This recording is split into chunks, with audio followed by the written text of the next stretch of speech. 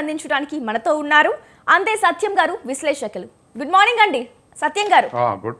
Good morning అండి. Right అండి, ఇక మనం ప్రధానంగా అంశం చూసినట్లయితే దేవుడి చుట్టూ దెయ్యాలు, పార్టీలో నాపై అంతర్గత కుట్రలు చేసే దెయ్యాలు నా లేఖను లీక్ చేశాయని ఎమ్మెల్సీ కల్వకుంట్ల కవిత లీక్ చేసిన లేఖపై స్పందించడం అయితే మనం చూస్తున్నాం.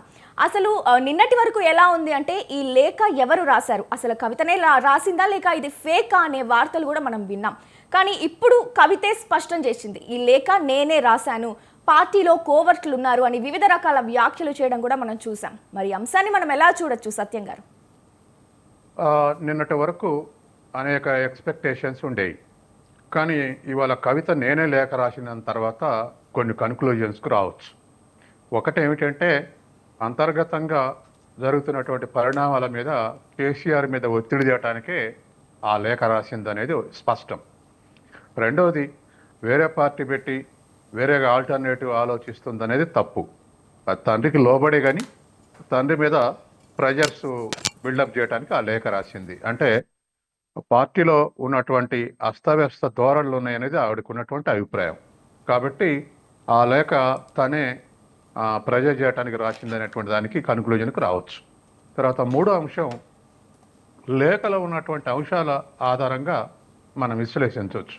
ప్రధానంగా బీజేపీని ఎందుకు టార్గెట్ చేయలేదు అనేది. బీజేపీ నన్ను ఇబ్బందులు పెట్టింది, ఎందుకు టార్గెట్ చేయలేదు, బీజేపీ టార్గెట్ చేయలేదంటే భవిష్యత్తులో పొత్తుండబోతుంది, మనకు ఆల్టర్నేటివ్గా మనం ఎదిగే అవకాశాన్ని కోల్పోతాం అనేటువంటిది తను చేసినటువంటి సూచన. మరొకటి, 2001 నుంచి పనిచేసినటువంటి నాయకులకు ఎందుకు ప్రిఫరెన్స్ ఇవ్వలేదు మాట్లాడటానికి అంటే ఇది మనం అర్థం చేసుకునే అంశమే. హరీష్ రావు లాంటి వాళ్ళు సీనియర్లు 2001 నుంచి పనిచేస్తారు. 2001 నుంచి పనిచేస్తున్నటువంటి హరీష్ రావు తదితరులకు మాట్లాడే అవకాశం ఇస్తే బాగుండనేది.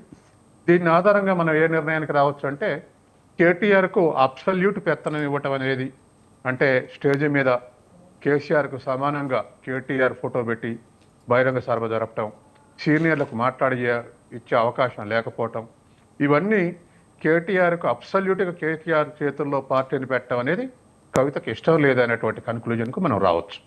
కాబట్టి ఇవాళ లేఖ లీక్ చేసింది ఎవరు? చుట్టూ దయ్యాలంటున్నారు. లేఖ కేసీఆర్కు రాసిన లేఖ పార్టీ శ్రేణుల చేతులకు పోయే అవకాశం లేదు. ఉంటే కుటుంబ సభ్యులను లీక్ చేయాలి, లేదా తనకు పర్సనల్ అసిస్టెంట్స్ ఒకళ్ళు ఇద్దరు తన వ్యక్తిగత విషయాలు చూసేటువంటి వ్యక్తిగత సహాయకులన్నా లీక్ చేయాలి. కాబట్టి పార్టీలో చుట్టూ దయ్యాలు ఉన్నారు అంటే అది అగ్రశ్రేణి నాయకుల దయ్యాలు. ఆ అగ్రశ్రేణి నాయకుల్లో ఎవరై ఉంటారు? కేసీఆర్కి అంత దగ్గరగా లేఖ తీసుకొని లీక్ చేసే వాళ్ళు ఎవరు ఉంటారు? కుటుంబ సభ్యులయ్యే ఉంటారు, లేదా దగ్గర సంబంధికులు ఉంటారు. కాబట్టి వీటన్నిటిని బట్టి మనం ఇవాళ ఒక నిర్ణయానికి రావచ్చు. వేరే పార్టీ పెట్టే ఉద్దేశం లేదు, అంతర్గతంగా జరుగుతున్న పరిణామాల మీద తండ్రి మీద ఒత్తిడి తెచ్చే ఉద్దేశంతో లేఖ రాసింది. బహిరంగ సభలో సీనియర్స్ను వదిలేసి కేసీఆర్ సమానంగా కేటీఆర్కు ప్రాధాన్యత ఇవ్వడం కరెక్ట్ కాదనేది. తర్వాత కొన్ని విధానపరమైనటువంటి బీజేపీ తోటి దిక్కచ్చిగా వ్యవహరించలేదు, ఇటువంటి విధానపరమైనటువంటి విషయాలు. అంటే సత్యం గారు, కుటుంబ సభ్యులు అయి ఉంటారు అంటున్నారు కదా మీరు, అంటే నిన్నటి నుంచి జరుగుతున్న ప్రచారం ఆల్రెడీ కవిత నేనే ఈ లేఖ రాశాను, ఆ లీక్ చేసిన దయ్యాలు ఉన్నారని చెప్తున్నారు కదా, మరి ఆల్రెడీ వస్తున్న వార్తలు ఏంటంటే కేటీఆర్ లీక్ చేసి ఉంటారు అని. ఇప్పుడు మీరు కూడా ఇండైరెక్ట్ గా అదే చెప్పదలుచుకున్నారా? ఇప్పుడు ఒకటి కంట్రోల్ చేయటానికి, అంటే కవిత నుంచి పార్టీ శ్రేణుల నుంచి కవిత దూరం చేయటానికి ఈ లేఖ లీక్ చేసే అవకాశం ఉంది. ఒకటి, ఎందుకంటే తన అసంతృప్తిగా ఉంది అని చెప్పేసి మేజర్ శ్రేణులు ఎవరు దూరంగా ఉండాలనేటువంటిది దాంట్లో ఈ లీకేజ్లో ఒక భాగమై ఉండొచ్చు. లేదు, కేసీఆర్ని ప్రశ్నిస్తుంది కాబట్టి ఎంతో జాగ్రత్తగా ఉంటుంది అనే దాంతో లీక్ చేసి ఉండొచ్చు. లేదు, కేసీఆర్ జూనియర్ అయినటువంటి కేటీఆర్కి పెత్తనమంతా గట్టబెట్టబోతున్నాడు, ఇది కరెక్ట్ కాదు, అందుకే అయినా లీక్ చేసి ఉండొచ్చు. ఈ 3 ప్రాబబిలిటీస్ తోటి లీక్ చేసి ఉండొచ్చు. ఏదేమైనా మొత్తం మీద ఈ లీక్ ప్రభావం నిన్న ఎయిర్పోర్ట్కు జాగృతి శ్రేణులు తప్ప టీఆర్ఎస్ శ్రేణులు కానీ అగ్ర నాయకులు కానీ ఇటువంటి వాళ్ళు ఎవరు వెళ్ళలేదు. కాబట్టి ఇది కవితను ఒంటరి చేయడానికి లీక్ చేశారా, లేదా అసంతృప్తి గురించి కవితను లీక్ చేశారా, లేదా కవితతో జాగ్రత్తగా ఉండండి పార్టీ శ్రేణులందరూ లీక్ చేశారా? ఈ 3 ఆలోచనలు ఆ లీకేజ్ వెనకాల ఉండి ఉంటాయి అనేది నాకున్నటువంటి అభిప్రాయం. రైట్ సత్యం గారు. అలాగే అసలే ఇప్పుడు బీఆర్ఎస్ పార్టీ వర్గాల్లో కలకలాలు రేగుతున్నాయి. అంటే ఒకరి మధ్య ఒకరికి కోఆర్డినేషన్ లేకపోవడం, అంతర్గతంగా గొడవలు జరగడం, మరి ఇప్పుడు ఈ లేఖ బయటకు రావడము అసలు ఇంకా కలకలం రేగుతోంది. ఈ లేఖ అంశం ఏదైతే ఉందో మరి అసలు కవిత రాసిన ఈ లేఖ ఎక్కడికి దారితీస్తుంది? కేసీఆర్ ఈ ధిక్కారాన్ని సహకరిస్తారా? ఎందుకంటే సొంత కూతురే ఇట్లా ప్రశ్నించడం, దీన్ని అసలు సహించగలరా కేసీఆర్? ఇప్పుడు సొంత కుటుంబ సభ్యుల్ని సహించకుండా బహిష్కరిస్తే అనేక లూపోల్స్ బయటకు వస్తాయి, వాళ్ళు ఆగరు. తర్వాత రెండోది మ్యాక్సిమం అండర్స్టాండింగ్ అని ఒక మినిమం అండర్స్టాండింగ్ తోటి హరీష్ రావు కవిత ఉన్నట్లుగా అనిపిస్తుంది. ఎందుకంటే కవిత 2001 నుంచి ఉన్న వాళ్ళని మాట్లాడినవరా అంటే అర్థం నెంబర్ 1 పొజిషన్లో ఉండేది ఆ మాట్లాడేదంటే హరీష్ రావే ఉంటాడు. కాబట్టి సాఫ్ట్ రిలేషన్స్ ఉన్నాయని మనం ఒక కన్క్లూజన్కి రావచ్చు. తర్వాత కవితని లోపాయికారిగా ఒత్తిడి చేసి పరిమితులకు లోన్ చేయటం తప్ప బహిరంగంగా వచ్చి కవితను బహిష్కరిస్తున్నాం అనేటువంటి స్థితి ఉంటుందని నేను అనుకోను. ఎందుకంటే కవిత ఇదివరకే ఒక వార్నింగ్ ఇచ్చింది, నా కోపం తెప్పిస్తే, నన్ను రెచ్చగొడితే చాలా విషయాలు బయటకు వస్తాయని చెప్పింది. కాబట్టి ఆ ఆస్పెక్ట్లో ఆలోచించకపోవచ్చు.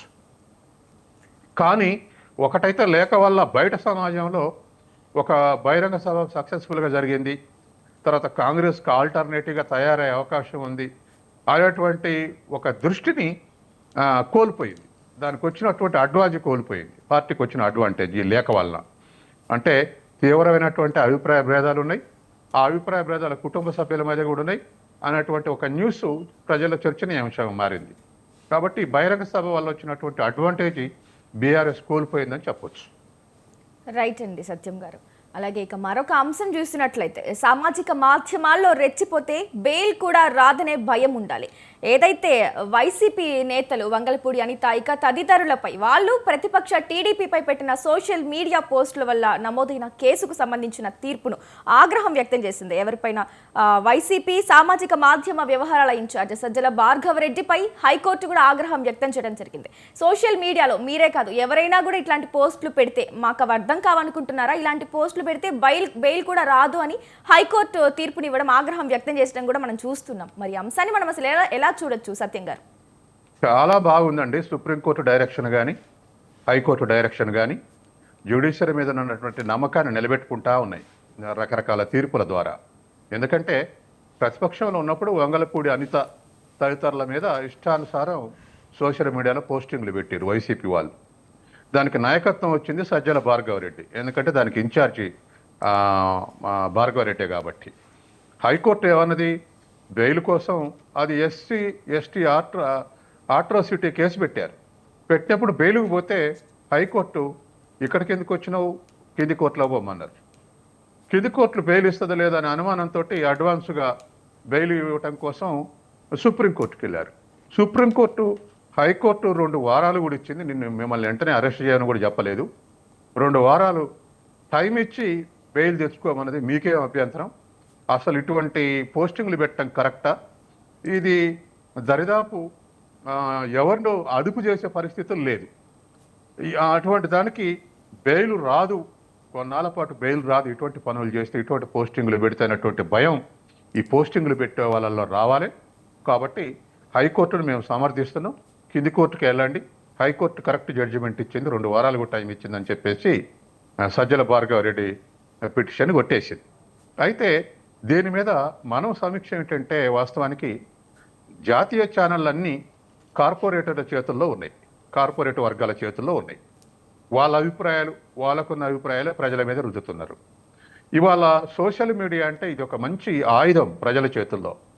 అనేక సమస్యలు, అధికారుల దృష్టికి రాని సమస్యలు, రాజకీయ సమస్యలు, తర్వాత మంత్రులు, ఎమ్మెల్యేలు, ఇంకెవరైనా అధికారులు చేసే తప్పులు, ఇటువంటి అన్ని లేవనెత్తడానికి మంచి ఒక డెమోక్రటిక్గా ఒక వెపన్ లాగా వాడుకోవచ్చు.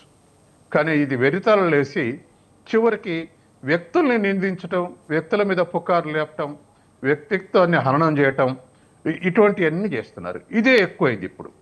ఇదే అభిప్రాయాన్ని సుప్రీంకోర్టు చెప్పింది. కాబట్టి ఇది మీరు ఎవరిని వదిలిపెట్టేటట్లేదు, ఎవరినైనా వ్యక్తిగత హననం చేసేటట్టు ఉంది. కాబట్టి బెయిల్ రాదన్నటువంటి భయమైనా ఉండకపోతే ఇటువంటి పోస్టింగ్లు ఆపటం కష్టం అని చెప్పింది. కాబట్టి ఇవాళ మనలాంటి వాళ్ళం కూడా ఇటువంటి బాధితమైనటువంటి ఇప్పటికే ఇటువంటి ఇర్రెస్పాన్సిబుల్గా సోషల్ మీడియా వ్యవహరిస్తే కేంద్ర ప్రభుత్వం నియంత్రించే చట్టాలు కొన్ని తెచ్చింది. భవిష్యత్తులో పూర్తిగా నియంత్రించింది అనుకోండి, ప్రజలకు వచ్చినటువంటి ఒక మంచి ఆపర్చునిటీ పోతుంది. ఇవాళ ఉన్నటువంటి ఈ పరిస్థితి ఇప్పుడు దినపత్రికలకు అనుకోండి, దినపత్రికలకు ఒక వార్త ప్రజలు చేరవేయాలంటే మళ్ళీ విలేకరుని పట్టుకోవాలి, విలేకరు సహకరించాలి, విలేకరు రాస్తే ప్రింట్ చేయాలి, ప్రింట్ చేసిన దగ్గర సహకారం ఉండాలి. ఇన్ని మెట్లు ఉన్నాయి. అదే ఇప్పుడు సోషల్ మీడియా అయితే డైరెక్ట్ ఇండివిజువలే సమస్య ఏదో పెట్టేటువంటి అవకాశం ఉంది. ప్రజల దృష్టికి, అధికారుల దృష్టికి, అందరి దృష్టికి పోతుంది. ఇంత మంచి వెపన్ని ఇట్లా మిస్యూజ్ చేస్తే ప్రజలే నష్టపోతారు. ప్రజలు బాగా నష్టపోతున్నారు. వ్యక్తిగత ఇండివిజువాలిటీని డ్యామేజ్ చేసేటువంటి పోస్టింగులు పెట్టడం, ఇటువంటివన్నీ కూడా చివరికి ప్రజలకు వచ్చిన అవకాశాన్ని కోల్పోయే పరిస్థితి వస్తుంది. ఇటువంటి ఆసరా చేసుకొని ప్రభుత్వాలు నియంత్రణ చట్టాలు తెస్తున్నాయి. కాబట్టి ప్రజాభిప్రాయాన్ని నొక్కేసినట్టు అవుద్ది. కాబట్టి ఇప్పటికైనా దీన్ని ఒక ఎగ్జాంపుల్ తీసుకొని, సజ్జల భార్గవ రెడ్డి చెప్పినటువంటి ఎగ్జాంపుల్ తీసుకొని సుప్రీంకోర్టు, హైకోర్టు ఇచ్చిన జడ్జిమెంట్లు చర్చనీయాంశం చేసి ఈ యూట్యూబ్ గ్లాబర్స్ కానీ యూట్యూబ్ చేసేటువంటి వాళ్ళందరూ కూడా దీన్ని ఒక మంచి సూచనగా తీసుకొని వ్యవహరిస్తే మంచిది. రైట్ సత్యం గారు, అంటే మీరు చెప్పినట్టు సోషల్ మీడియాని అసభ్యకరంగా వాడే వాళ్ళు ఉన్నారు, వాళ్ళ అభిప్రాయాలను వ్యక్తపరిచే వాళ్ళు ఉన్నారు. ఇప్పుడు సుప్రీంకోర్టు చేసిన ఈ వ్యాఖ్యల వల్ల ఏమవుతుందంటే నెగిటివిటీ వస్తుంది, పాజిటివిటీ కూడా వస్తుంది ప్రజల నుంచి. అంటే మా అభిప్రాయాలను వ్యక్తం చేసే స్వేచ్ఛ మాకు లేదా అన్నట్లు. అసలు ఈ వ్యాఖ్యల వల్ల నిజంగానే ఆ అసభ్యకర పోస్టులు కానీ ఈ నాన్ సెన్స్ సోషల్ మీడియాలో జరిగే నాన్ సెన్స్ అనేది ఆగుతుందా? అసలు నెగటివిటీ లేదండి. సుప్రీంకోర్టు జడ్జిమెంట్ వల్ల నెగటివిటీ వచ్చే అవకాశం లేదు. వాళ్ళు ఏమన్నారు, సోషల్ మీడియా తప్పనిలే, మెత్తలు కానీ వాళ్ళ బెంచ్ కానీ సోషల్ మీడియా తప్పనిలే. సోషల్ మీడియాను ఉపయోగించుకొని ఇండివిజువల్ అసాసినేషన్, ఇండివిజువల్ క్యారెక్టర్ అసాసినేషన్కి పాల్పడొద్దు. మీరు ఎవరిని వదిలిపెట్టలేదు అంటే జడ్జిల్ని కానీ లేకపోతే మహిళల్ని కానీ ఇంకెవరైనా వదిలిపెట్టి ఒక నిజాయితీ పరుని మీద కూడా ఒక అభాండం వేసే అవకాశం ఉంది. కాబట్టి ఇటువంటి వ్యక్తిగత విషయాల మీద సోషల్ మీడియాలో పోస్టింగ్లు ఆపాలంటే బెయిల్ రాదు అన్నటువంటి విషయం తెలవాలి అని చెప్పేసి అన్న తప్ప ఇలా నెగిటివిటీ లేదు. కాబట్టి ప్రజాభిప్రాయం ప్రకటించొద్దు అనలే, ఇండివిజువల్ అసాసినేషన్కి పాల్పడొద్దు, మీరు చేసింది మేము గుర్తుపట్టాం, ఇదేమో మేము మాకు తెలవదు అనుకోబాకులు అని కూడా అన్నది. ఒక మహిళ మీద ఆ విధంగా అసాసినేషన్ పెట్టే విధటువంటి పోస్టింగుల వల్ల. కాబట్టి కరెక్ట్ డైరెక్షన్ ఇచ్చింది. రైట్ సత్యం గారు. ఇక మరొక అంశం చూసినట్లయితే 50 సార్లైనా మోదీని కలుస్తా, ఈ వ్యాఖ్యలు రేవంత్ రెడ్డి నిన్న జహీరాబాద్ బహిరంగ సభలో ప్రసంగించడం జరిగింది. ఎన్నికలప్పుడే రాజకీయం, తర్వాత అభివృద్ధి లక్ష్యం. ఏదైతే జహీరాబాద్ నియోజకవర్గంలో 494 కోట్ల రూపాయల పనులకు ప్రారంభించినప్పుడు ఈ ప్రసంగాలు చేయడం జరిగింది. మరి వ్యాఖ్యలు మనం అసలు ఎలా చూడొచ్చు సత్యం గారు? ఇలా మాట మాటకు కేంద్రం దగ్గర ఢిల్లీ పర్యటనకు పోతుండని బీఆర్ఎస్ ఎక్కువ విమర్శలు చేస్తుంది. అది అధిష్టానం దగ్గరికి పోతుండు, వేస్ట్ చేస్తున్నాడు అని చెప్పేసి ఎక్కువ విమర్శలు చేస్తుంది. ఆ విమర్శలకు జవాబుగానే రేవంత్ రెడ్డి నేను ఎన్నిసార్లైనా ప్రధానమంత్రిని కలుస్తా అభివృద్ధి కార్యక్రమాలకని ఒక కౌంటర్ స్టేట్మెంట్ ఇచ్చాడు. ఇది వాస్తవానికి గతంలో సీనియర్ ముఖ్యమంత్రులు ఉన్నటువంటి జ్యోతి బసు కానీ, లేకపోతే ఒరిస్సా ముఖ్యమంత్రి పట్నాయక్ కానీ, లేకపోతే ఇప్పుడున్న కేరళ మంత్రి విజయన్ కానీ, వీళ్ళెవరు ప్రధానమంత్రి కార్యక్రమాలను బైకాట్ చేయట్లే, ప్రధానమంత్రిని కలిసి వస్తున్నారు. సహజంగానే రేవంత్ రెడ్డి కాంగ్రెస్ అధిష్టానం పని మీద పోయినప్పుడు కూడా ఎవరో ఒకళ్ళు కేంద్ర మంత్రుల్ని, రాష్ట్ర ప్రభుత్వానికి ఎప్పుడు పనులు ఉంటూనే ఉంటాయి, ఎవరో ఒక కేంద్ర మంత్రినో ప్రధానమంత్రిని రిప్రజెంటేషన్ చేసి వస్తున్నాడు. కాబట్టి ఎన్నికలు లేనప్పుడు రాజకీయ విమర్శలేమో ఆపట్లే రేవంత్ రెడ్డి, మోడీని విమర్శిస్తూనే ఉన్నాడు. కానీ రాష్ట్ర పనుల కోసం ప్రధానమంత్రి కలవటం అనేది కరెక్ట్. కలవకపోతే గతంలో మనం అందరం అనుకున్నాం కదా, కేసీఆర్ మోడీని బైకాట్ చేయడం కరెక్ట్ కాదు, రాష్ట్రానికి వచ్చినటువంటి రావాల్సినటువంటి కుంటుపడ్డాయి అనుకున్నాం కదా. కాబట్టి విధానపరమైనటువంటి విమర్శలు చేయటమే కరెక్టు, అడ్మినిస్ట్రేటివ్ మ్యాటర్స్ క్లియర్ చేసుకోవడానికి కలవటమే కరెక్ట్. కాబట్టి ఆ రేవంత్ రెడ్డి 50 సార్లైనా కలుస్తున్నది అది కౌంటర్గా, అంటే ఒక స్టింజెంట్ బీఆర్ చేసే విమర్శల కౌంటర్గా అట్లా అంకె కూడా వాడాడు. కానీ ప్రధానమంత్రినో కేంద్ర మంత్రిలో కలవకుండా రాష్ట్ర ప్రభుత్వ అవసరాలు తీరవు. ఎందుకంటే వాళ్ళకు మనకు రాష్ట్ర వాటాగా ట్యాక్సులు వచ్చే అవకాశం ఉంది, డెవల్యూషన్ ఆఫ్ ఫండ్స్ వచ్చే అవకాశం ఉంది, తర్వాత కేంద్రం నుంచి గ్రాంట్స్ వచ్చే అవకాశం ఉంది, తర్వాత నేషనల్ ప్రాజెక్ట్స్ వచ్చే అవకాశం ఉంది. నేషనల్ ప్రాజెక్ట్స్ భాగంగా మన రాష్ట్రానికి వచ్చేటువంటివి ఉంటాయి. వీటన్నిటి కోసం రాష్ట్ర మంత్రులు గలవక తప్పదు, కన్సర్న్ మినిస్టర్ని, ముఖ్యమంత్రి ప్రధానమంత్రిని గలవక తప్పదు. రైట్ సత్యం గారు. అలాగే మనం ఇదివరకు చూసుకున్నట్లయితే ఇదే సీఎం రేవంత్ రెడ్డి చేసిన వ్యాఖ్యలు, అంటే కేంద్రం నుంచి నిధులు రావట్లేదు, అసలు మాకు అపాయింట్మెంట్ కూడా ఇవ్వట్లేదు, నన్ను కోసినా నిధులు రావని చెప్పారు ఎవరికి, ఉద్యోగులకి. మరి ఇప్పుడేమో ఇట్లా కేంద్రం నుంచి నేను ఎట్లనే నిధులు తెప్పిస్తా, $1 ట్రిలియన్ ఆర్థిక వ్యవస్థగా మారుస్తా తెలంగాణ అని చెప్తున్నారు.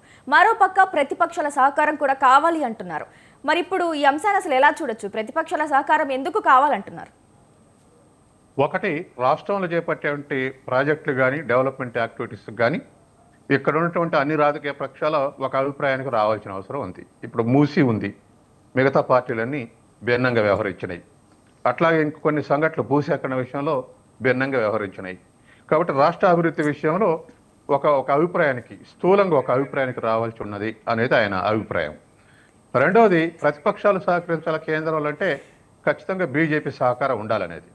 బీజేపీ నుంచి 2 కేంద్ర మంత్రులు, కేంద్రం నుంచి వచ్చే నిధుల విషయంలో వాళ్ళు పాజిటివ్గా మాట్లాడితే కేంద్రం నుంచి మరింత సులువుగా వచ్చేటువంటి అవకాశం ఉంది.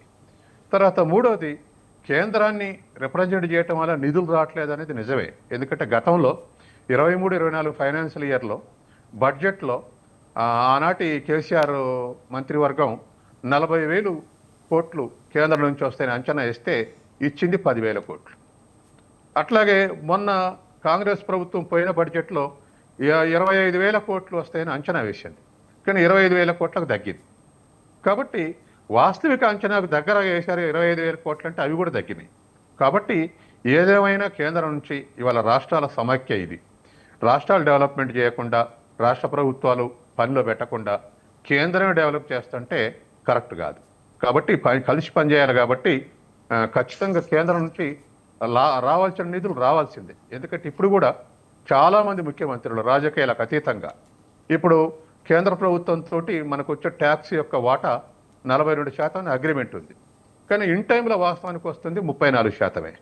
ఇప్పుడు కేంద్ర మంత్రులు ఏమంటారంటే మాకు ట్యాక్సుల్లో కేంద్ర మంత్రులు కాదు, ముఖ్యమంత్రులు ఏమంటారంటే కేంద్ర పన్నుల్లో వాటా 50% రావాలని చెప్పేసి ఇప్పుడు 16th ఫైనాన్స్ కమిషన్ రాష్ట్రాలు తిరుగుతుంది అభిప్రాయ సేకరణకు. అందరు ముఖ్యమంత్రులు 50% ఇవ్వాలంటున్నారు. అంటే రోజు రోజుకు నిధులన్నీ కేంద్రం చేతుల్లో పోగుపడుతున్నది వాస్తవం. తర్వాత మనకు ఒక సెన్సెస్ కూడా ఉంది. కేంద్రం ఖర్చు చేస్తుంది 34%, అన్ని రాష్ట్రాలు కలిపి వస్తుంది 66%. కానీ నిధులేం కేంద్రం చేతులకు 66% పోతున్నాయి, అన్ని రాష్ట్రాలకు కలిపి వచ్చి 34% వస్తుంది. కాబట్టి ఖచ్చితంగా నిధుల బదిలీ జరగాలి, ఆ రోజు రోజుకు ఆ బదిలీ పెరగాలి. కాన్సన్ట్రేషన్, ఉదాహరణకు పంచాయతీ వ్యవస్థలకు నిధులు లేవంటే రాజీవ్ గాంధీ హయాంలో 73-74 సంస్కరణలు తీసుకొచ్చి మార్పిడి చేసి కిందికి దరిదాపు 32 అంశాలు గ్రామ పంచాయతీలకు బదిలీ చేశారు. అప్పటి నుంచి గ్రామ పంచాయతీలు కొంత దేశవ్యాప్తంగా బలపడుతున్నాయి. కాబట్టి ఇవాళ నిధులు వికేంద్రీకరణ జరగాలి తప్ప కేంద్రీకరణ జరగకూడదు. ఆ ఆస్పెక్ట్లో ఆలోచించి ఇవాళ కేంద్రం ఎక్కువ నిధులు ఇవ్వాల్సినటువంటి అవసరం ఉంది, ఒక తెలంగాణకే కాదు ఏ రాష్ట్రానికైనా. రైట్ సత్యం గారు, థ్యాంక్ యూ అండి. ఈరోజు న్యూస్ కేఫ్లో వివిధ అంశాలపై, ప్రధాన అంశాలపై వివరణ అందించినందుకు, విశ్లేషణ అందించినందుకు ధన్యవాదాలు. అంతే సత్యం గారు, విశ్లేషకులు. రైట్, ఇది ఇవాల్టి న్యూస్ కేఫ్. చూస్తూనే ఉండండి స్వతంత్ర న్యూస్.